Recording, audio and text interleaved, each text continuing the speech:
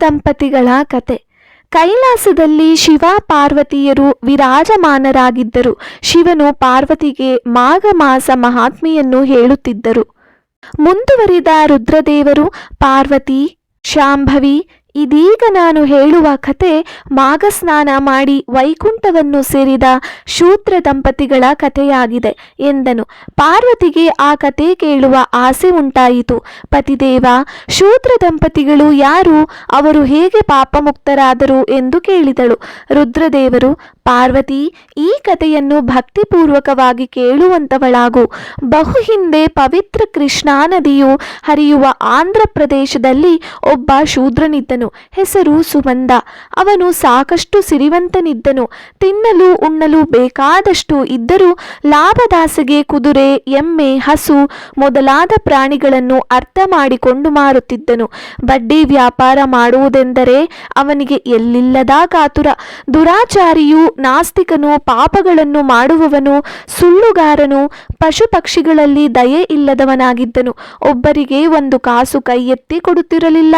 ಸಂಪಾದಿಸಿದ ಹಣವನ್ನು ಭೂಮಿಯಲ್ಲಿ ಯಾರಿಗೂ ಸಿಗದಂತೆ ಹೂತಿಟ್ಟಿದ್ದನು. ಇವನಿಗೆ ಸುನಂದ ಎಂಬ ಹೆಸರಿನ ಹೆಂಡತಿ ಇದ್ದಳು. ಅವಳು ಗಂಡನಿಗೆ ತದ್ವಿರುದ್ಧವಾಗಿ ಇದ್ದಳು. ಗಂಡ ದಾನ ಮಾಡಲು ಹಿಂಜರಿದರೆ ಹೆಂಡತಿ ಉದಾರಿಯಾಗಿದ್ದಳು. ಗಂಡ ತಾನೂ ತಿನ್ನ ಪರರಿಗೂ ಕೊಡ ಎಂಬ ಸಾಲಿಗೆ ಸೇರಿದವನು. ಹೆಂಡತಿ ಪಶು ಪಕ್ಷಿಗಳಲ್ಲಿ ದಯೆ ಉಳ್ಳವಳಾಗಿದ್ದಳು. ಒಂದು ದಿನ ಶುಚಿವ್ರತನೆಂಬ ಒಬ್ಬ ಮುನಿ ಸುಮಂದನ ಮನೆಗೆ ಬಂದರು. ಆಗ ಮಾಘ ಮಾಸ, ಎಲ್ಲೆಲ್ಲೂ ಚಳಿ. ಮುನಿ ರಾತ್ರಿ ಬಂದುದರಿಂದ ಅವರಿಗೆ ಚಳಿಯೇ ತಡೆದುಕೊಳ್ಳಲಾಗಲಿಲ್ಲ. ಎಲ್ಲಿಯಾದರೂ ಆಶ್ರಯ ಸಿಕ್ಕೀತೆ ಎಂದು ಪರಿತಪಿಸುತ್ತಿದ್ದರು. ಕಡೆಗೆ ಸುಮಂದನಿದ್ದ ಭಾರೀ ಮನೆಗೆ ಬಂದು ಅವನ ಹೆಂಡತಿಯಾದ ಸುನಂದೆಯನ್ನು, ಅಮ್ಮ, ಚಳಿಯಿಂದ ನಡುಗುತ್ತಿದ್ದೇನೆ. ಇಂದು ರಾತ್ರಿ ನಿಮ್ಮ ಮನೆಯಲ್ಲಿ ತಂಗಿರಲು ಅವಕಾಶ ಮಾಡಿಕೊಡಿ. ನಾಳೆ ಬೆಳಗ್ಗೆಯಾಗುತ್ತಿದ್ದಂತೆ ಹೋಗಿಬಿಡುತ್ತೇನೆ ಎಂದು ಕೇಳಿಕೊಂಡರು. ಸುನಂದೆಗೆ ಅವರಲ್ಲಿ ಕನಿಕರ ಮೂಡಿತು. ಗಂಡ ಮನೆಯಲ್ಲಿರಲಿಲ್ಲ, ಆಗಬಹುದು ಎಂದು ಹೇಳಿ ದನಗಳ ಕೊಟ್ಟಿಗೆಯಲ್ಲಿ ಒಂದಿಷ್ಟು ಜಾಗವನ್ನು ಬೇಗನೆ ಶುಚಿಗೊಳಿಸಿ ಅಲ್ಲಿಯೇ ಒಂದು ಚಾಪೆ ಹಾಸಿ ಬ್ರಾಹ್ಮಣನಿಗೆ ಅಲ್ಲಿ ಇದ್ದು ವಿಶ್ರಮಿಸಿಕೊಳ್ಳಲು ಸೂಚಿಸಿದಳು. ಚಳಿ ತಡೆದುಕೊಳ್ಳಲೆಂದು ಒಂದು ಹೊದಿಕೆಯನ್ನು ಕೊಟ್ಟಳು. ಮೈ ಬೆಚ್ಚಗೆ ಮಾಡಿಕೊಳ್ಳಲೆಂದು ಬೆಂಕಿ ಕಾಯಿಸಿ ಕೊಟ್ಟಳಲ್ಲದೆ ಕುಡಿಯಲು ಬಿಸಿ ಹಾಲು ಕೊಟ್ಟಳು. ಶುಚಿವ್ರತರಿಗೆ ನೆಮ್ಮದಿಯಾಯಿತು. ಹಾಲು ಕುಡಿದು ತುಸು ಹೊತ್ತು ಬೆಂಕಿ ಕಾಯಿಸಿಕೊಂಡ ನಂತರ ಅಲ್ಲಿಯೇ ಮಲಗಿದರು. ಸುಮಂದ ಯಾವುದೋ ಬಡ್ಡಿ ವಸೂಲಿಗಾಗಿ ಪರ ಊರಿಗೆ ಹೋಗಿದ್ದನು. ಇದರಿಂದಾಗಿ ಸುನಂದೆಗೆ ವೇದಗಳನ್ನು ತಿಳಿದವನಾದ ಬ್ರಾಹ್ಮಣನ ಸೇವೆ ಮಾಡಲು ಅವಕಾಶವಾಗಿ ಸಂತೋಷವಾಯಿತು. ಶುಚಿವ್ರತ ರಾತ್ರಿ ನಿದ್ದೆ ಮಾಡಿ ಬೆಳಗ್ಗೆ ಹೊತ್ತಿಗೆ ಮೊದಲೇ ಎದ್ದು ಶ್ರೀಹರಿಯ ಕುರಿತು ಜಪ ಮಾಡತೊಡಗಿದರು. ಬಳಿಕ ಒಂದೆರಡು ಕೀರ್ತನೆಗಳನ್ನು ಹಾಡಿದರು. ಆ ಕೀರ್ತನೆಗಳು ಹಾಡಿದ ರೀತಿ ಸುಶ್ರಾವ್ಯವಾಗಿತ್ತು. ಹಾಡುಗಳನ್ನು ಕೇಳಿ ಸುನಂದೆಗೆ ಎಚ್ಚರವಾಯಿತು. ಆಕೆ ಬ್ರಾಹ್ಮಣನಿರುವಲ್ಲಿಗೆ ಬಂದು, ಮಾನ್ಯರೇ, ತಾವು ಇಲ್ಲಿಗೆ ಬಂದು ಸ್ಥಳವನ್ನು ಪವಿತ್ರಗೊಳಿಸಿದಿರಿ. ತಾವು ಯಾರು? ಎಲ್ಲಿಂದ ಬರುತ್ತಿರುವಿರಿ? ಇನ್ನು ಮುಂದಿನ ಪ್ರಯಾಣ ಎಲ್ಲಿಗೆ ಎಂದೆಲ್ಲ ಕೇಳಿದಳು. ಬ್ರಾಹ್ಮಣನು ಅದಕ್ಕೆ ಉತ್ತರಿಸುತ್ತಾ, ನಾನು ತೀರ್ಥಕ್ಷೇತ್ರಗಳನ್ನು ನೋಡುವ ಉದ್ದೇಶದಿಂದ ಯಾತ್ರೆ ಹೊರಟಿದ್ದೇನೆ. ಇದು ಮಾಘ ಮಾಸವಾದುದರಿಂದ ಪವಿತ್ರ ತೀರ್ಥ ಸ್ನಾನ ಮಾಡುವುದು ನನ್ನ ಇನ್ನೊಂದು ಉದ್ದೇಶ.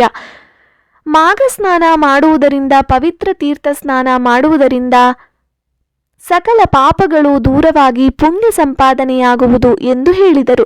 ಸುನಂದೆಗೆ ಇದ್ಯಾವುದೂ ತಿಳಿದಿರಲಿಲ್ಲ. ಅವಳು ಸಂತೋಷದಿಂದ, ಸ್ವಾಮಿ, ಹೌದೇ, ಮಾಘ ಮಾಸದಲ್ಲಿ ತೀರ್ಥಕ್ಷೇತ್ರಗಳನ್ನು ಸಂದರ್ಶಿಸಿ ಸ್ನಾನ ಮಾಡುವುದರಿಂದ ಯಾವ ಫಲ ಉಂಟಾಗುವುದು ಎಂದು ದಯಮಾಡಿ ನನಗೆ ತಿಳಿಸಿ ಎಂದು ಪ್ರಾರ್ಥಿಸಿದಳು. ಬ್ರಾಹ್ಮಣನು, ಅಗತ್ಯವಾಗಿ ಆಗಲಮ್ಮ.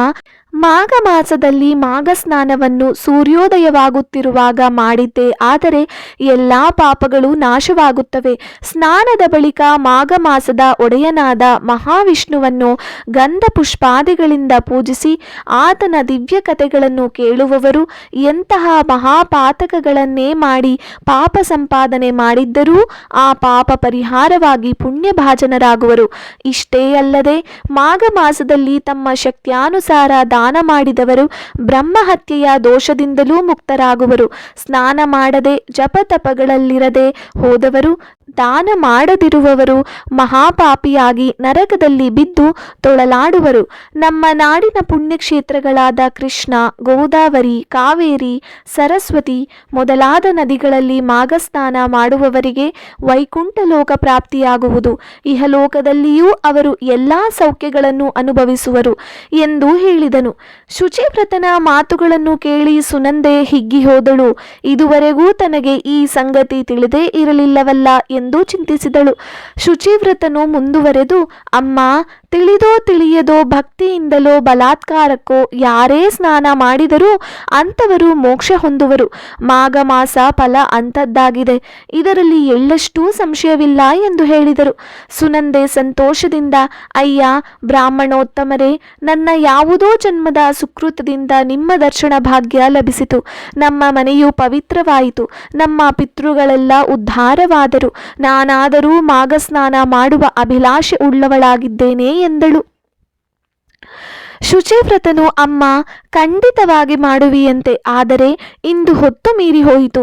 ನಾಳೆ ಶುಭೋದಯಕ್ಕೆ ಬ್ರಾಹ್ಮಿ ಮುಹೂರ್ತದಲ್ಲಿ ಸೂರ್ಯೋದಯವಾಗುತ್ತಿರುವ ಕಾಲದಲ್ಲಿ ಪವಿತ್ರ ಸ್ನಾನ ಮಾಡಬಹುದು ಎಂದು ಹೇಳಿ ಅಂದು ಪೂರ್ತಿ ಆ ಸ್ಥಳದಲ್ಲಿಯೇ ಕಳೆದರು. ಮರುದಿನ ಸೂರ್ಯೋದಯ ಕಾಲದಲ್ಲಿ ಸುಮಂದನ ಹೆಂಡತಿ ಸುನಂದ ಬ್ರಾಹ್ಮಣನು ಸ್ನಾನ ಮಾಡಲು ಹೊರಡುತ್ತಿದ್ದಂತೆ ತಾನು ಅವರನ್ನು ಹಿಂಬಾಲಿಸಿದಳು. ಶುಚಿವ್ರತನು ಸುನಂದೆಯು ಹೊತ್ತು ಮೀರುವುದರೊಳಗೆ ಸ್ನಾನ ಮಾಡಲು ಹೋಗುತ್ತಿರುವಾಗ ದಾರಿಯಲ್ಲಿ ಸುಮಂದನು ಎದುರಾದನು. ಸುನಂದೆ ಗಾಬರಿಯಾದಳು.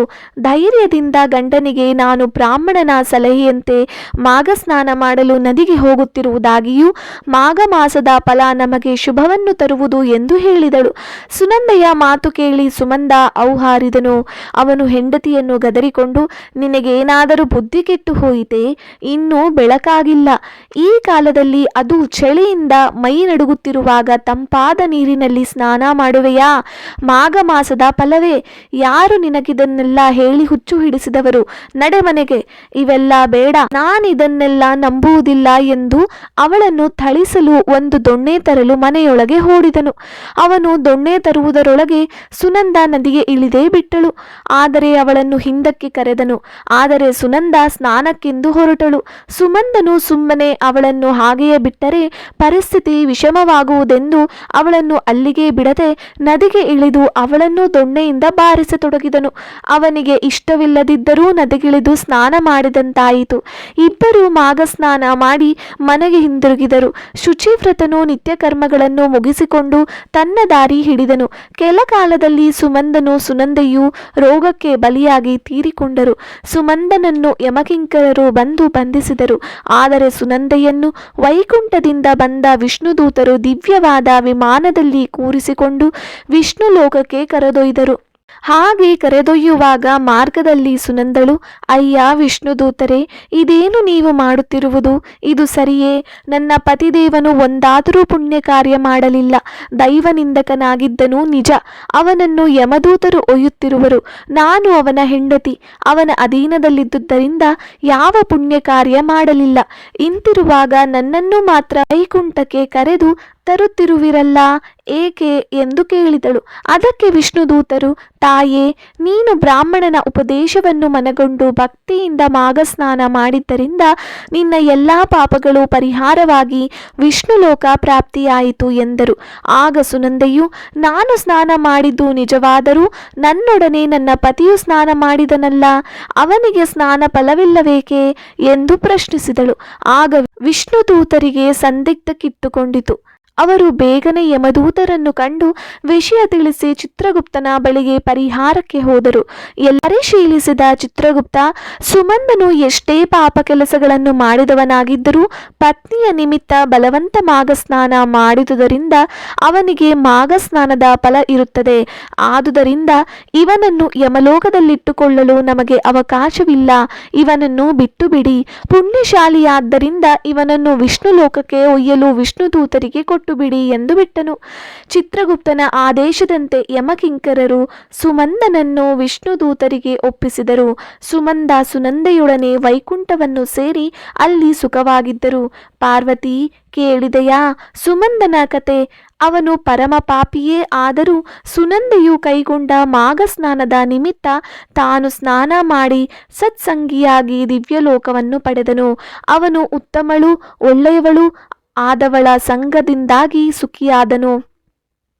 ಯಾರೇ ಆಗಲಿ ಸಜ್ಜನರ ಸಹವಾಸ ಮಾಡಬೇಕು, ದುರ್ಜನರ ಸಹವಾಸ ಬಿಡಬೇಕು. ಮಾಘಸ್ನಾನದ ಫಲವನ್ನು ನೀನು ತಿಳಿದೆಯಲ್ಲವೇ? ಬಲವಂತಕ್ಕೆ ಮಾಘಸ್ನಾನ ಮಾಡಿದರೂ ಆ ಪುಣ್ಯಕ್ಕೆ ಸುಮಂದನು ಭಾಜನನಾದನು. ಹೀಗೆ ಯಾವ ರೀತಿಯಲ್ಲೇ ಆಗಲಿ ಮಾಘಸ್ನಾನ ಮಾಡಿ ಶ್ರೀಹರಿಯನ್ನು ಧ್ಯಾನಿಸಿ ಕೈಲಾದ ದಾನ ಮಾಡಿದವನು ಇಹಲೋಕದಲ್ಲಿ ಎಲ್ಲ ಸುಖಗಳನ್ನು ಅನುಭವಿಸಿ ಪರಲೋಕದಲ್ಲಿ ಸುಖಿಗಳಾಗುವರು ಎಂದು ಹೇಳಿದರು.